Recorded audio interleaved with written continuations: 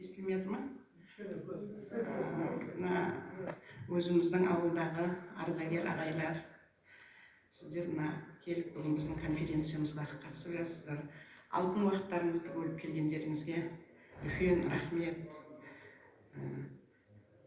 Тұран ойпаты Арал теңізі осы 20 жылдан бері Арал төңірегінде жұмыс істеп келе жатыр. Бұл жігіттер барлығы да сыртта, өздеріңіз білесіздер. Бірақ мүмкіндігінше Арал төңірегіндегі өзекті мәселелер, экологиялық мәселелер, әлеуметтік мәселелер, осыларды көтеріп, қол ұшын беріп, елдің ішінде жүрген біз сияқты сол жанашырларға қолдау көрсетіп, осы жігіттердің арқасында міне бүгін тағы жиналып отырмыз. Былтыр біз жоспарлағанбыз, биыл осы құрылтайға байланысты, Бұланды шайқасына байланысты, Әбілқайырға байланысты біз Аралды тарихи тұрғыда көрсетейік халыққа. Біз теңізімізді өлтіруге тиісті емеспіз. Біз теңіз үшін күресіп жатырмыз. Енді тарихи жағынан тарихымызды жандандырып, біз әрі қарай біздің Арал өңірінің бүкіл тарихта, қазақ тарихында алатын орны ерекше екенін көрсетуіміз керек деп кеткенбіз. Енді жібере беріңіздер, досым, жібере беріңіздер. Енді мен көп ғылыми деректер айтылып жатыр, енді ағайлар барлығын айтып жатыр. Мен жай ұстаз ретінде өзім ойлағанмын, мына тақырып болғаннан кейін шәкірттеріміз, оқушыларымыз, білім саласындағы әсіресе тарихшылар бүгін көп жиналады ғой деп ойлап едім. Барлық мүмкіндікті жасап шақырдық та, бірақ өкінішке орай біздің Аралдың 50 мектептің енді 150 тарихшысы дейікші енді минимальный. Бәрі отпускіге кетіп қалыпты. Мен көріп тұрған жоқпын. Бұл ренішті жағдай. Бірақ мына ағаларымның келгеніне өте риза болып отырмын. Енді бүгінгі конференцияның тақырыбына байланысты мен енді осы Аралдың тумасы болғасын, біз енді бабаларымыз туралы зерттейміз, айтамыз. Мен Төртқараның келінімін, руымыз. Біздің ағаларымыз сонау Ақбасты жерінде Тұғыр деген бабамыз болған екен 300 жыл бұрын. Біз содан тараған екенбіз. Демеубай деген Демеубай ағамыздың жырында бір-екі жырдан, екі жолдарында Тұғырдың сайы деген бір жолдары бар екен. Сонан анықтап ағаларымыз 200 жылдан бері зерттеп, сонан біз сол кісіге кесене қойдық бабамызға 2 жылдан бері. Сосын Бұланды төңірегінде үлкен бір кешен салынып жатыр екен. Соған жоңғарларға қарсы күресте қатысқандар бар екен. Соларға ескерткіш қойылып жатыр екен деп естідік. Мына видеоға кішкентай көңіл аударыңыздар. Енді біз сол жолымыздан кішкентай көрсеткім келіп отыр үзінді. Сонымен былтыр ас бердік. Сол 7 баласы бар екен Тоғыр бабамыздың. Соның үлкен баласы Шора. Енді бәрі батыр деп айтады ғой, енді сол бабамыздың ұрпағымыз біздер. Сөйтіп семьямызбен және жақын ағаларымызбен ұрпақтары кеше осы маусым айының 17-сінде біз Бұланды қайдасың деп Ұлытау жеріне сапар шектік.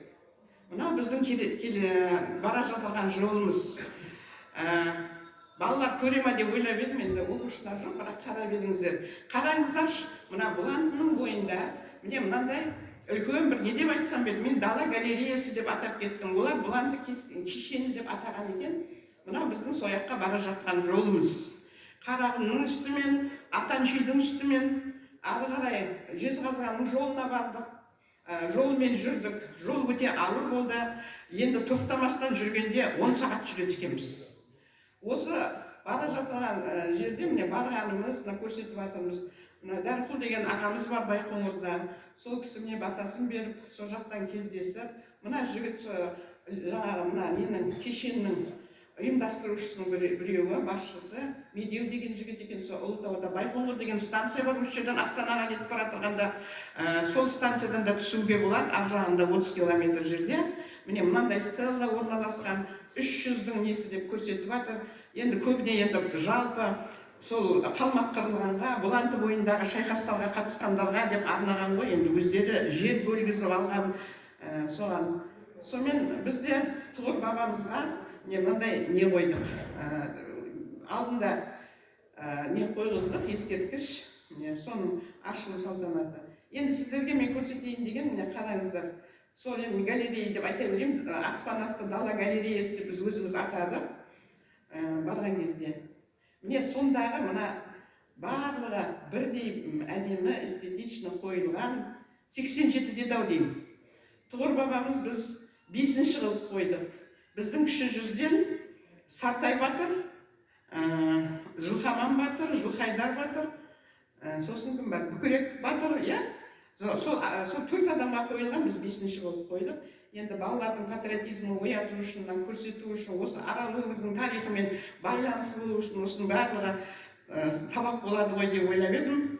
Сол мақсатпен мен сөйлеп тұрмын енді. Осы бар екен, сол жаққа барып қойып, енді олар айтады 300 жылдығына байланысты билерге де қойылған, батырларға қойылған, жай сардарларға қойылған, әйтеуір олар да тарихты жандандырып көрсетіп жатыр. Сондықтан мен Ұлытаумен біздің Арал өңірінің жалпы осы тығыз байланыста екендігін, мынандай жағдайлар болып жатырғанын сол негізгі мақсатым көрсету. Енді ағайлар, өздеріңіз келдіңіздер, жергілікті ағаларым айтып жатыр. Балаларыңыз бар, немерелеріңіз бар.